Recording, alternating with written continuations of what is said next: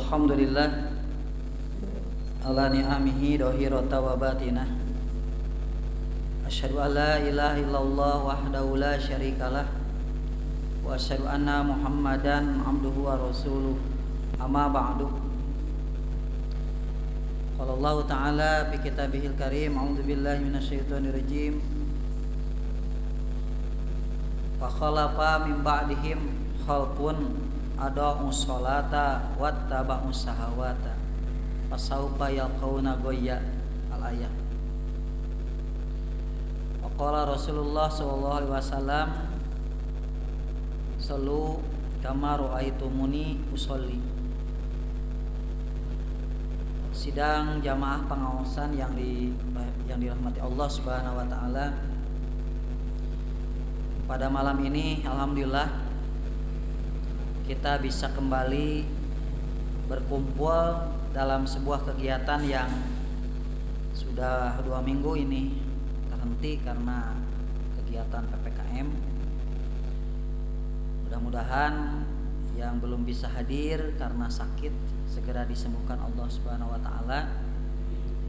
Adapun yang telah sehat diberikan keafiatan untuk semangat kembali mencari ilmu.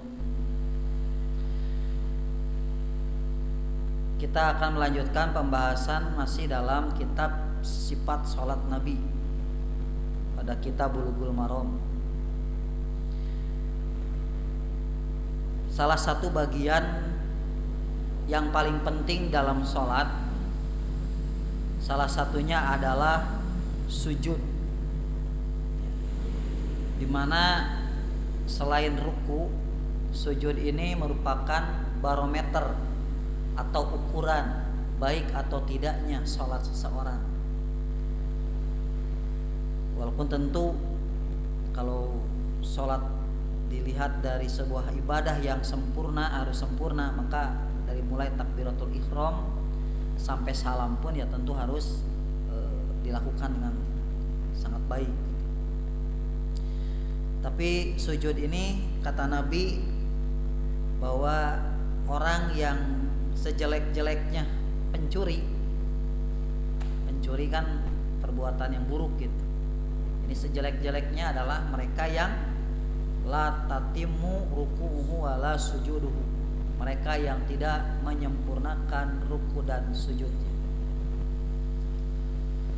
Sampai ada istilah al-musi'u sholatuhu, orang yang buruk dalam sholatnya. Yaitu hadis ketika Rasulullah SAW diriwayatkan oleh Abu Hurairah melihat seseorang yang sholat. Selesai sholat kemudian Rasul memanggil, irji fa innaka lam tusolli, kamu harus kembali lagi melaksanakan sholat karena hakikatnya kamu belum sholat. Begitu pula kedua dan sampai ketiga, sampai orang tersebut mengatakan, ya Rasul, demi Allah inilah sholat yang paling terbaik yang aku bisa lakukan.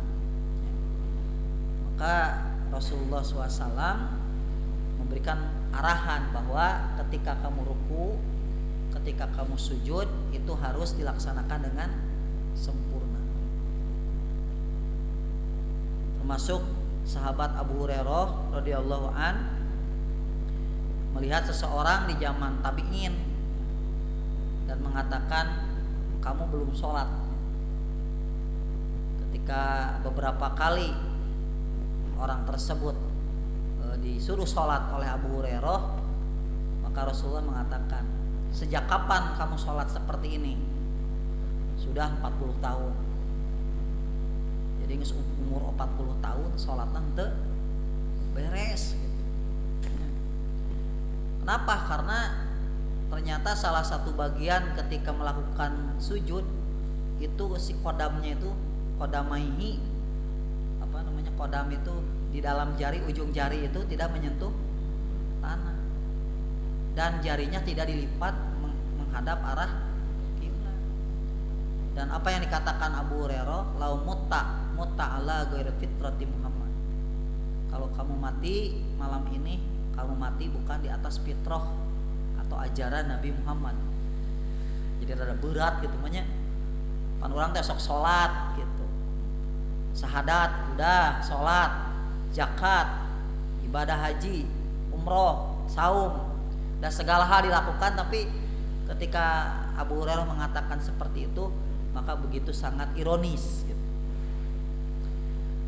Dan para ulama berkomentar, inilah yang dimaksud oleh firman Allah Subhanahu wa taala dalam Quran surah Maryam ayat 56, bahwa fa khalafa mim ba'dihim khalqun, dan akan ada selepas generasi mereka khalqun, para pengganti atau generasi pengganti. Ada sholat, yang mereka itu menyia-nyiakan sholat. Yang dimaksud dengan menyia-nyiakan sholat, salah satu yang pertama mengawalinya adalah pada masa sahabat, yaitu ketika ada orang yang disuruh untuk kembali sholat lagi, kembali karena tidak menyempurnakan ruku dan sujud. Dan berikutnya diikuti lagi pada masa tabi'in, yang dia itu sendiri melakukan sujudnya tidak sempurna. Sujud aya sujud teh kan aya anu nanggeui patuangan kan ku paha gitu nya. Jadi pahana teh lebet karena perut. Jadi lamun cek urang asa ngeunaheun we, penting mah. Ieu. Jadi si perut teh masuk ke si paha teh di atas perut. Harusnya paha dan perut itu harus dipisahkan, harus direnggangkan. Ada juga orang yang sholatnya itu mirip dengan binatang, sujudnya mirip dengan binatang.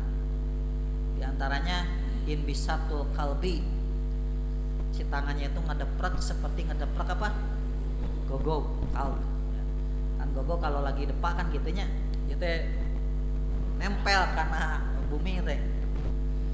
Kan ketika sujud coba Bapak rasakan kalau sujud seperti itu kan enaknya. Tapi itulah sujud yang tidak diterima oleh Allah. Ya. Makanya kita akan lanjutkan hadis tentang hal yang berkaitan dengan sujud. Wa an Ibni Abbasin, dari Abdullah bin Abbas radhiyallahu anhu, semoga Allah meridhoi kepada keduanya.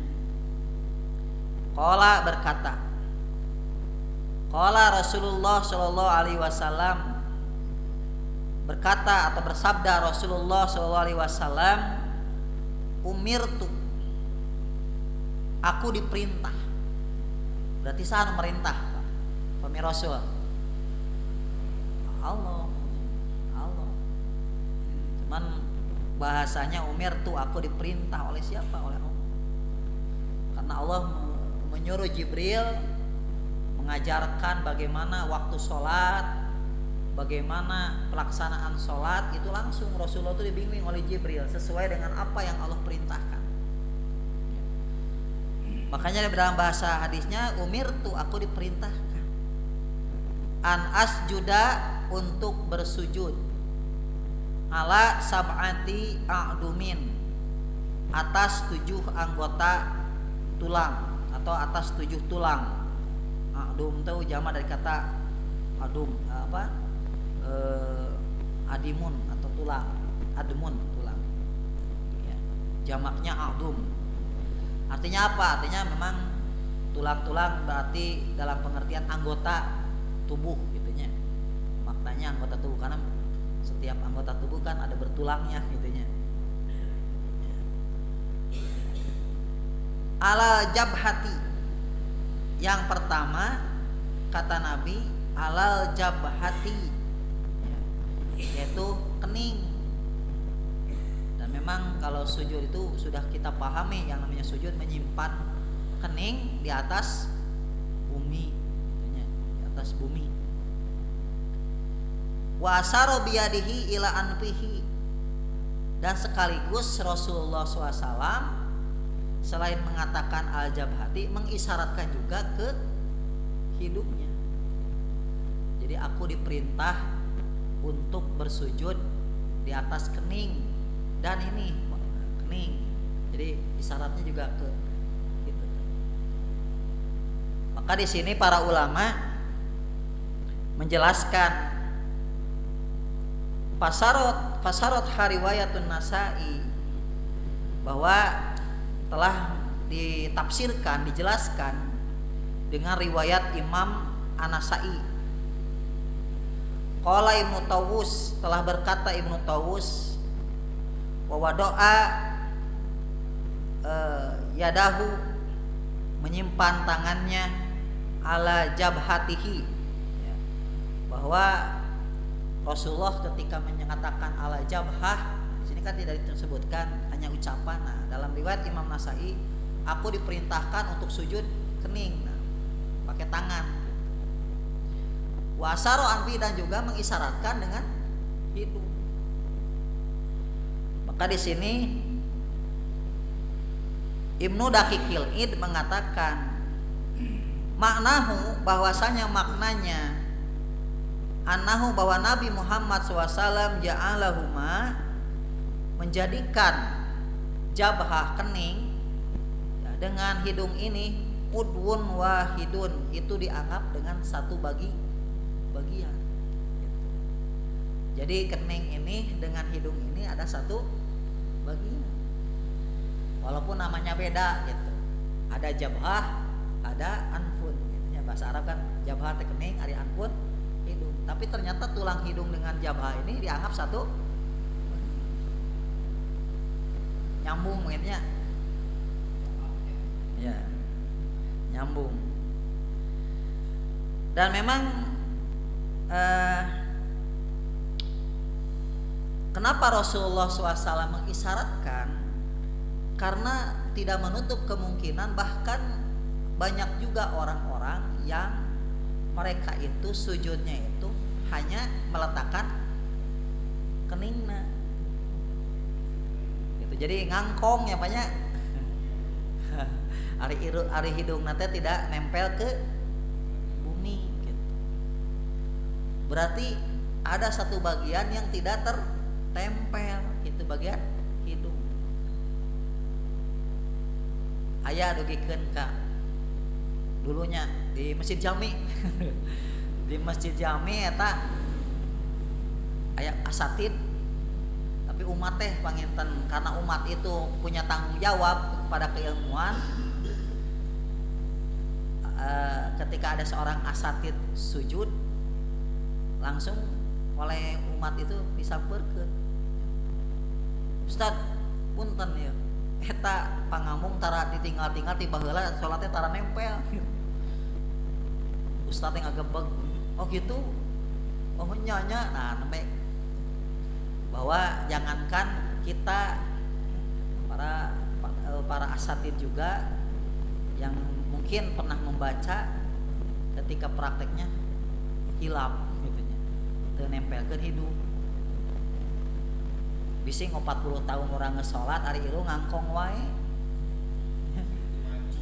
Irung teh henteu pernah nempel sareng bumi, teu ngasaan sujud di irung urang teh. Sieun teu mancung gitu senan. Sanes gitu. Geus kabiasaan teh. Nah, maka di sini kata Ibnu Daqiqil Id, seorang ulama ya, abad ke-6, beliau mengatakan itulah bahwa kening dengan hidung ini satu bagian yang tidak bisa dipisahkan. Hiji, satu dibilang hiji.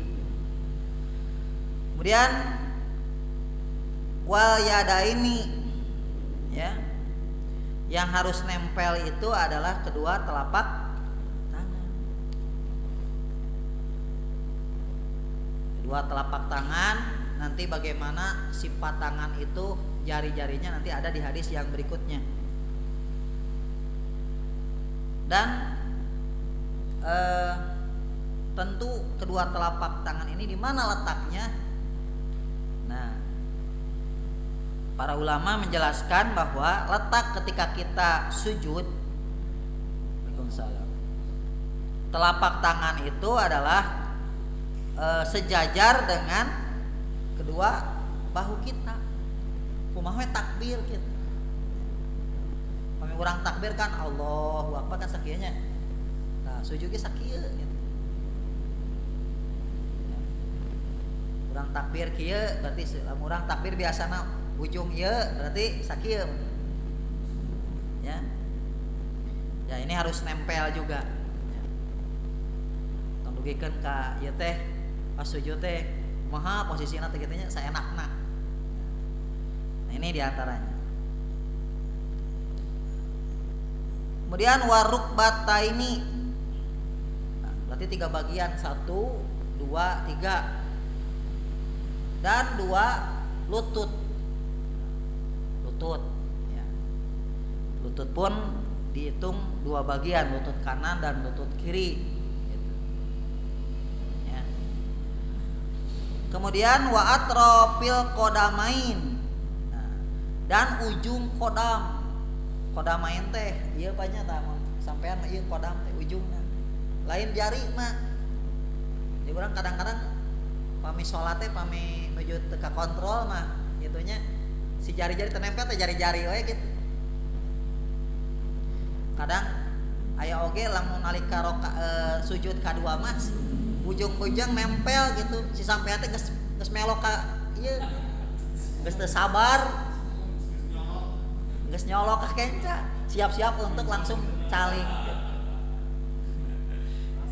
Ya, jadi ngelipet gitu pas ningali teh sujud teh duh dina sap kadua teh rata-rata geus nalilep we gitu. Aya oge anu teu nilep ngan saukur jari, aya oge nu ngampar kitu we saukur ngangsur gitu. Ngangkatnya. Nah, maka kodam teh itu bagian ujung kaki. Kemana jari-jarinya diarahkan ke arah kiblat. Eta teh lamun can biasa mah nyeri. Dan kudu dilatihnya dibiasakan nyeri. Nah ini diantaranya. Kemudian apalagi fayastakbilu biduhuri qodamahil kiblah, dan menghadapkan ujung-ujung jarinya ke arah kiblat. Nah ini di sini yaitu diriwayatkan dari Abu Humaid ya. Riwayat dari Abu Humaid gurunya Imam Bukhari ya. Fi sifat sujud, dalam sifat sujud.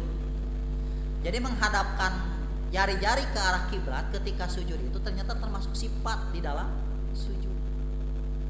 Jadi lama orang ngalipetkeun sampean ketika sujud kadua, nah, geus out eta mah. Offset. Main bola wae offset namanya. Sok sarajan mencetak gol oke ngeselebrasi kan. Ari geus dipiriwitkeun mah kan henteu. Handeul tah penonton oge, kamu pelakuna gitu. Sok pilih urang misalkan sujud we gitu. Tapi ternyata begitu. Ya, dianulir. Ya. Nah, ada juga yang berpendapat diantaranya kalau berdasarkan pendapat Abu Hanifah ya. Cekap we cenah asujud alal antif kanu irung nahungkul ge cukup. Ieu teh milih cenah jabha atau anfun. Memilih cenah salah satu. Penting masalah satu nempel cenah eta geus dianggap sah cek sa Abu Hanifah. Jadi pangintan ieu jigana anu nempel ruku salah satunya kan Abu Hanifah yang Hanafiyah. Ya nama madhabna Hanafi. Tapi ini memang tidak beralasan gitu. Karena tidak ada riwayat, tidak ada hujah gitu kan. Justru yang ada hadis ini menunjukkan bahwa hidung dan kening tadi dikatakan satu bagian. Ya. Wa atropa qadamai mutafaqun alaih, diriwayatkan oleh Bukhari dan Muslim. Jadi yang pertama iwatu iman, hadis ini menjelaskan ada 7 bagian yang harus nempel ya. Kening dengan hidung, kedua telapak tangan, kemudian lutut ya, kemudian ujung kodamnya, dan ada pun jari-jari dihadapkan ke arah kiblat. Nah ini diantaranya. Kita lanjutkan ke hadis yang kedua. Masih tentang urusan sujud. Wa an ibni Buhainah, dari Ibnu Buhainah, ana Rasulullah sallallahu alaihi wasallam, bahwasanya Rasulullah sallallahu alaihi wasallam kana, keadaannya, ida sholat, apabila beliau melaksanakan sholat, wasajada, dan beliau bersujud, parroja baina yadaihi, beliau merenggangkan kedua tangannya, hatta yabdua bayadu ibtoihi, hatta sampai yabdua nampak bayadu ibtoihi, putih ketiaknya. Jadi digambarkan kiasannya. Jadi lamun Rasulullah SAW menuju sujud, beliau tuh paroja, merenggangkan kedua tangannya, atau mencek bahasa orang ketiakna diangkat, dan nempel gitu kan. Maka di sini kadang saya masih bingung baca di fikih-fikih, dalam Kifayatul Ahyar juga, kemudian dalam 40 masalah agama itu ada perbedaan praktek sujud.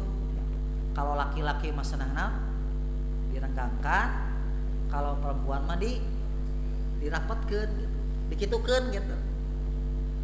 Namanya termasuk sunah hayah. Tapi saya cari-cari pendapat ini hanya pendapat gitu, kaulnya. Antara laki-laki katanya kalau perempuan mah harus didengkepkeun cenah ayeuna. Jadi itu diangkat.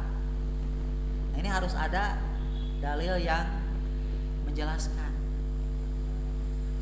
Adapun Rasulullah paroja, dan laki-laki dan perempuan itu diperintah oleh Nabi, shollu kama ra'aitumuni, sholatlah kamu seperti kamu lihat aku sholat. Makanya para ulama mengatakan bahwa sholat Nabi itu lidukur wal unsa, adalah contohen ikuteun bagi kalangan laki-laki dan juga kalangan perempuan. Makanya saya sampai sekarang maca eta sok ngaulang gitu. Nah, buat dipisahkan, ari perempuan temenang dibuka gitu, aya laki-laki dibuka. Itu teh aya. Terutama dalam buku-buku Syafi'iyah, di antaranya kitab-kitabnya. Nah, Rasulullah SAW digambarkan membuka ketiaknya sampai terlihat ketiaknya. Ini juga kinayah. Atau mungkin saja suatu ketika Rasulullah terlihat ketiaknya, bisa saja. Yang penting kata Nabi, ala atiki sayun. Ketika kamu sholat, kamu memakai pakaian yang aya anu namanya teh nempel dina pundak. Kapungkur kaum muhajirin dina hadis Bukhari, pertama kali hijrah acuk teh minim, sehingga lamun disuseuh acuk ieu dipoekeun pas sholat teh make sarung, ngarinjeup sarung, tas sarung teh siga Batman dikitukeun. Jadi awak teh kabungkus, jadi katutup sampai lutut mah, ngan ke pas ruku. Cek Rasulullah anu berjamaah perempuan, lamun maraneh sana ruku si heula rukuna, pas Allahu Akbar ti hareula, bising lalaki pas ruku nyingsat gitu nya. Sabab iya panginten baheula mah minim pisan pakai sarung, tapi lamun sujud kudu nya heula gitu. Aya di antarana. Nah, jadi seperti itulah. Dan ini untuk apa? Menghindarkan supaya sujud kita tadi tidak menyerupai gerakan hewan. Cuma gerakan hewan tadi teh kieu ngedepet gitu. Kumaha usah aya pertarosan deui, lamun keur berjamaah makan urang teu tiasa seluas-luasna. Artinya urang diangkat tetap, tapi ya dengan seadanya gitu. Tong bugikeun ka abang urang kuat kitu keurnya ka gitu. kan nyingkir ke behanana gitu. Gitu kan? Jadi itu untuk mencegah kita masuk pada gerakan seperti hewan, yaitu seperti gogognya ngadeprakeun telapak dugikeun ka sikut kitu we ngadeprek. Dan ini aya gitu. Memang aya gitu. Makanya Rasulullah SAW mengatakan bahwa inilah awal mula kenapa sujud dan ruku itu banyak yang mencuri ya. Jadi pencuri hebat adalah mencuri di dalam ruku dan sujud. La tatimu, tidak menyempurnakan. Kade eta ruku jeung sujud teh. Ya. Tadi oge tambihan dalam riwayat Imam Nasai ketika jari-jarinya dihadapkan ke kiblat itu direnggangkan. Tuhnya orang tanya keur mah kudu diasupkeun, dilipat oge kada rada direnggangkeun. Ulah dikitukeun. Jadi kudu ditarik, nyeri teh Pak. Dan ternyata ketika direnggangkan itu posisi kaki akan semuanya menghadap ke arah kiblat, benar-benar menghadap ke arah kiblat. Nah, ini riwayat Imam Nasai. Ya. Dan nanti ada pembahasan juga bagaimana nih posisi kakinya, gitu ya. Kalau tangan mah jelas kan gitu diangkat, kalau kakinya apakah rapat, apakah renggang. Karena di dalam hadis kan Siti Aisyah, yaitu Siti Aisyah itu mencari paltamastu Rasulullah SAW. Aku mencari-cari Rasulullah SAW. Jadi di waktu malam Siti Aisyah teh kahalengitan Rasulullah. Kamana Rasulullah tidak ada di pembaringan. Kumargi poek kitanya daya lampu jiga ayeuna. Maka paltamastu aku teh meraba mencari-cari gitu. Pawaqtu yadaya aku mendapatkan dengan tanganku baina qodamaihi ya, yaitu kakinya Rasulullah, kodamnya mansubatani, kedua kakinya itu sedang mansub gitu, berdiri gitu. Nah, maka aya cara pemahaman ketika aku pawaqtu tanganku mendapatkan kedua kaki Rasulullah teh naon sedang didirikan. Makanya sebagian pihak berkesimpulan bahwa si kaki itu ditempelkan. Jadi kedua kaki itu menempel. Buktinya Siti Aisyah pas gitu mendapatkan dua kaki. Tapi ulama yang lain mengatakan, coba perhatikan kalimatnya. Paltamastu aku mencari, maka aku mendapatkan kedua kaki Rasulullah sedang diri. Aku mendapatkan kedua kaki apakah sekaligus ataupun satu dua gitu. Tadi dia pangintannya nunamina muncul fikih tehnya. Mari aya fikih gitu kan. Nah, inilah yang disebut dengan al-ihtimal la yuhtajud dalil, bahwa kemungkinan itu tidak bisa dijadikan dalil. Kemungkinan selalu luarana kieu, kemungkinan renggang. Nah, ini yang menjadi perbedaan. Anu mana?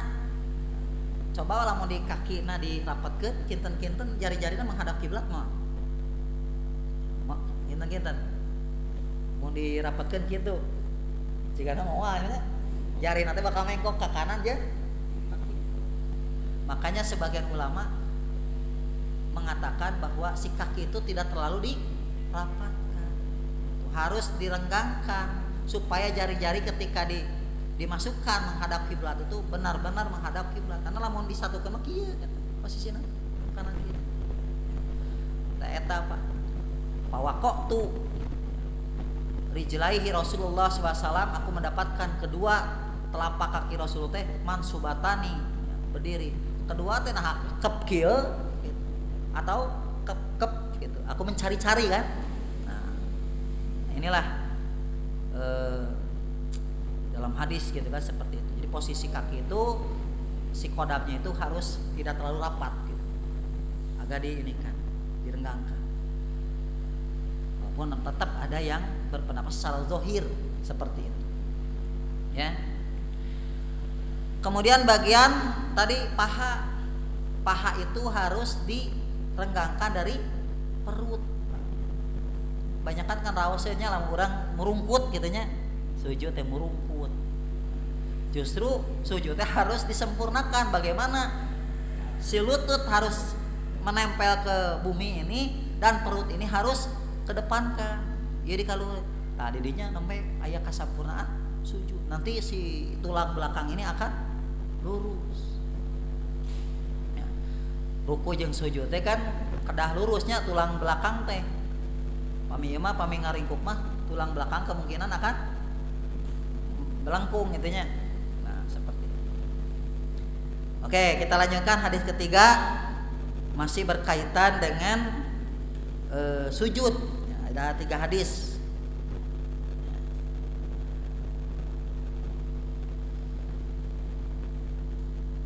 Wa an Wa'il ibni Hujrin, dari Wa'il bin Hujrin radhiyallahu an, semoga Allah meridhai padanya. Jadi Wa'il bin Hujrin ini salah satu sahabat spesialis sholat gitu. Karena hadis solu kamaro aitu muni usoli juga asalnya dari hadis Wa'il bin Hujr.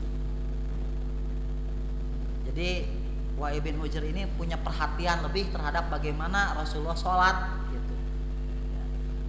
Termasuk dalam kasus sujudnya itu diperhatikan oleh Wa'il. Anna Nabiya sallallahu alaihi wasallam, bahwasanya Nabi Muhammad sallallahu alaihi wasallam, karena keadaannya ida roka'a, bila mana beliau ruku, parroja baina asobihi, beliau merenggangkan jari-jarinya. Jadi pami ruku teh si jari-jari teh ditempel di atas lutut namanya. Terus kumaha sifatna teh direpetkeun atau napi direnggangkeun. Paroja, Rasul tuh paroja teh merenggangkan di atas lututnya, ya. Wa ida sajada, dan apabila sujud, domma asobi'ahu, Rasul tuh merapatkan jari. Jadi kita keur sujud mah pami dipraktekkan mah kieu. Pami ruku mah kieu. Nah, ya, si jari-jari teh kieu di atas lutut. Terus upami sujud jadi rapatkan. Pami dibalik, ari maksud dia ruku kieu, ari pas sujud tangan kieu. Jadi ternyata sifat sholat itu sangat detil, termasuk jari nawae naon namina teh diperhatikan. Wa'il bin Hujr mah pas takbir wala yudomu wala yuparijahu, karena hadis anu dulu lamun takbir henteu direnggangkeun, henteu di kitukeun, jadi biasakeun gitu. Allahu akbar kitu biasa. Tong nugikeun ka hayang sampurna Allah kan ngarang kadak gitu nya. Berarti sholatnya ya entah sesuai deh jarina. Ayo kan hayang sampurna dibikeun ka Allah. Rapat gitu ya. Biasa we gitu. Wala yupariju wala yudamu ketika takbir. Ketika ruku di lenggangkeun. Ketika sujud di ya dalilna teh gitu. Tuh, jadi we hafal ya namanya bapak-bapak teh, oh ternyata jari-jari seperti itu. Ya. Sarawasna takbir teh kan menghadap kiblatnya gitu ya, menghadap kiblat gitu, jarina oge teu dikitukeun teu dikieukeun, iya biasa. Tong nugikeun ka arah kiblat masih keneh yang ngigir Allahu Akbar nya gitu. Kumaha ya? Itu ka madhab naon ya. Aya oge bapak-bapak nu hoream salat teh Allahu Akbar. Geberan mana gitu. Duh, kumahanya ya. Aya anu sae kieuna luhur teuing. Allah. Cek sim goreng pantas umat Islam teh nya hese satu barisan, satu da salat teh masih masing-masing. Ya, kan cek Rasul ge wala tahtalifu patah talipu kulubukum, ulah beda-beda salat teh maneh ate maneh oge bakal beda. Jari telunjuk oge Wa'il bin Hujr mah ditinggalikeun. Wa idza tasyahada, kalau misalkan tasyahud beliau asyara bi usbu'i dan menghadap ke tempat sujud. Si jari itu menghadap ke tempat sujud. Ulah kieu mah kaluhur we gitu nya. Lempeng we ke tempat sujud. Pas sujudnya seperti itu. Itu Wa'il bin Hujr. Ada juga dalam riwayat lain menurut Jiyadah bin Qudamah wa ra'aitu yuharrikuha yad'u biha, dan aku melihat gerakan selama yad'u. Ayeuna protes, aya digerakkan terus pas loba gerak kana batal salatna. Lamun bari ngengklak batal sing kuring teh gitu. Harita ayana itu Ustaz atuh meureunna digerak-gerakeun mah atuh meureun loba ting gerak. Dina salat kan teh loba ting gerak, muhun lamun sambil ngengklak kieu gitu gerak eta batal. Gerakna dalam arti syar'i gitu kan. Ya, dan sebenarnya ya kalau yang bersifat basariyah gerak juga enggak apa-apa gitu. Aya ateul garo nya. Lamun aya angan ulah garo-garo teu ateul nya.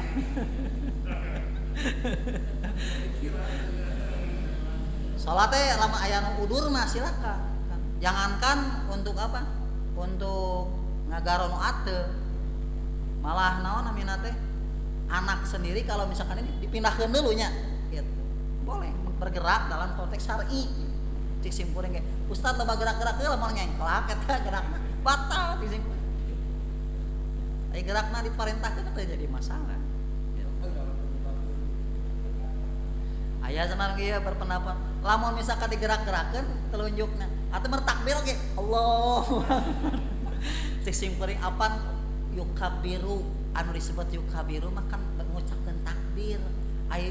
Anu ieu mah lain yukabiru tapi ropa aya da ya da. Jadi kadang orang teh mau membuat naon pendapat tapi analisisnya tidak kuat. Ya. Teras salajengna tanya sifat ini. Nah, kemudian menurut dari Al-Bara bin Azib radhiyallahu an, hadis Bara bin Azib semoga Allah meridhai padanya, qala berkata, qala Rasulullah sallallahu alaihi wasallam, telah bersabda Rasulullah SAW, ida sajatta, apabila kamu sujud pada kafaika, letakkan kedua telapak tanganmu, warfa mirfaqoika, dan angkatlah kedua ketiakmu. Rawahu Muslim, diriwayatkan oleh Muslim. Itulah iwatu imam rahimakumullah tentang sifat bagaimana jari-jari ini seperti apa. Masih waktunya masih lama ya. Kita lanjutkan saja ya. Setelah can di ya pertarusan abi biasa nama. Kumaha?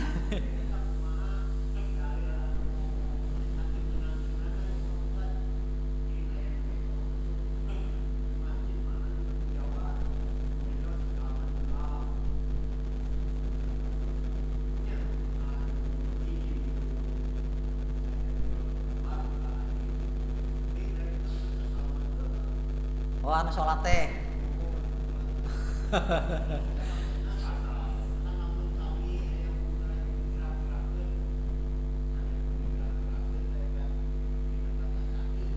Ya.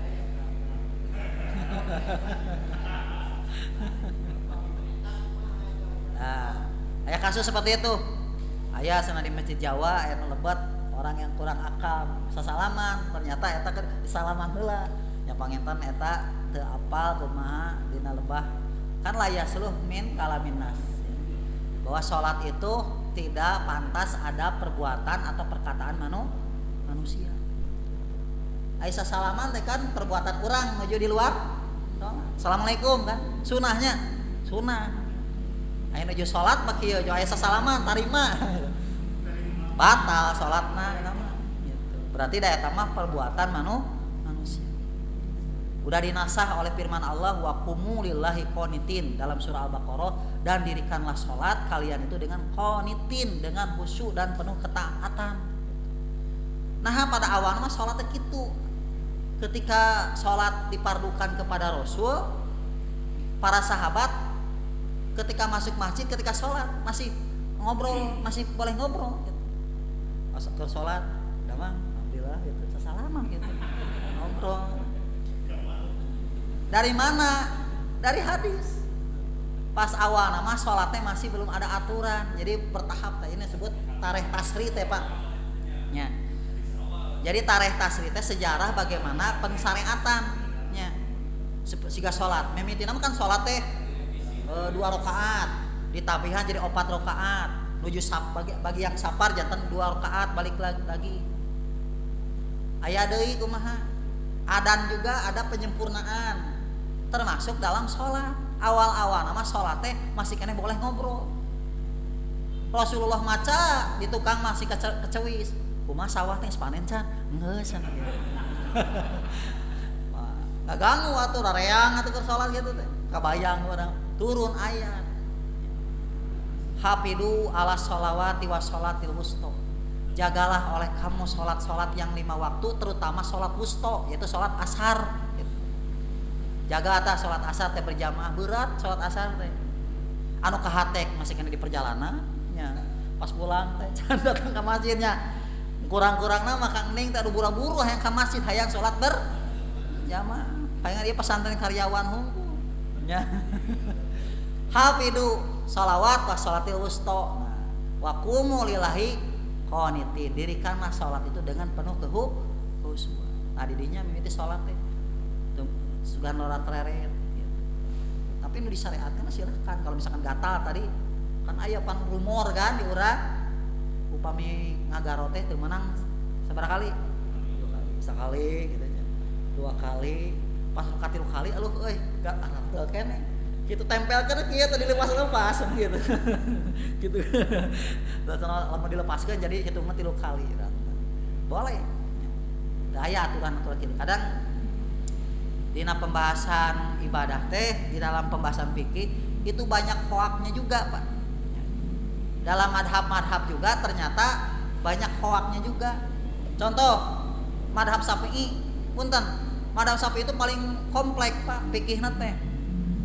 Aya 2 madhab Syafi'i teh, aya qaul qadim sareng qaul jadid, pendapat yang dahulu dan pendapat yang baru. Kadang-kadang dari pendapat yang dulu berkembang menggemuk, pendapat yang baru berkembang bergemuk. Makanya dalam kitab Majmu' Syarih Muhadzab Al-Imam Nawawi itu ingin menyeleksi mana sebenarnya di dalam madhab Syafi'i teh anu bener gitu. Bener. Model wudu geningnya dina kitab-kitab teh kan beredar kan. Lamun urang ngumbah ieu wajah kudu ngadoa Allahumma bayyid wajhi, ya Allah bodaskeun pamun teu abi yauma tabyadu wujuh, mungkin alika bodasna manglamun pas kumur-kumur dia masukkeun ka Allahumma arinal jannah, ya Allah sing asup cenah wangina surga teh kitu. Sim kuring baheula diajar kitu ku umang teh, aduh wudu teh lila sabab ngadoa heula can aduh lila gitu.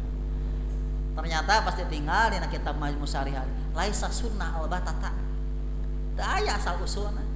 Bahkan bid'atun munkaroh cek Imam Nawawi atan kitu mah bid'ah munkar. Di mana atuh mimitina kusim kuring diselidiki aya dina kitab Al-Kafi mah, kitab rujukan Syiah Pak. Aya doa teh Allahumma bayyid wajhi. Bayyid wajhi eta. Ternyata kieu pengaruh Syiah itu secara riwayat ada dalam hadis-hadis Sunni. Karena orang Sunni mah kieu, amun aya orang-orang Syiah ngariwayatkeun ditarima heula we. Lamun teu selektif mah kan tulis kalebet eta doa teh asalna mah lain ti Ahlus Sunnah, tapi eta mah asalna tina kitab kitab Syiah. Sim kuring pernah nalika praktek wudu langsung ditegur. Mangke doa atuh wudu teh dihareupeun doa anu mana Allahumma bayyid wajhi eta mah Syiah langsung burung ngambek. Yang abdi mah senang tem eta mah lain sarua jeung sing mirip pungkul palingan eta mah sana kieu. Jadi ajeuna teh kieu. Eta mah da abdi mah lain siah, tapi eta mah panginten eta mah kemiripan we hungkul. Beda, da eta keneh apaan? Gitu. Nya seperti kitu. Ieu panginten anu kedah selektif dan perat. Jadi itulah salah satu hoak dalam mazhab-mazhab itu seperti itu. Makanya ada kitab yang muktabar namanya kitab muktabar. Kalau belajar fikih Syafi'iyah kan Majmu' Syarih kan gitu nya. Telas aya Hawi Kabir eta upami madhab Syafi'i yang dulu itu kitabnya Hawi Kabir karya Al-Imam Mawardi. Jadinya mah pemahaman Quran Sunnah kan gitu. Jika lamun sapar eta sapar teh 2 tahun pun boleh dikosong gitu. Ya. Tapi kalau dalam PG-PG sini ada yang berpendapat 15 hari kan gitu. Minimal lamun urang perjalanan 15 poe, geus 15 poe mah ulah dikosor wae kan gitu. Aya oge nyebatkeun 4 poe kan gitu. Jadi lamun berdasarkan pendapat mah kan bagaimana pertimbangannya. Tapi kalau dirujukan kepada hadis kitab lebih awal ternyata dulu para ulama teh yang namanya qasar itu selama kita dalam perjalanan boleh melaksanakan qasar. Ya. Oke, tadi panjang lebarnya jawaban teh. Kita sahadis deui nya menjelang ieu. Wa an Ibnu Abbasin radhiyallahu anhuma, dari Abdullah bin Abbas semoga Allah meridai padanya. Anna Nabiyya sallallahu alaihi wasallam, bahwasanya Nabi Muhammad SAW kana yaqulu baina sajadatain, beliau mengucapkan di antara dua sujud ya. Jadi duduk di antara dua sujud.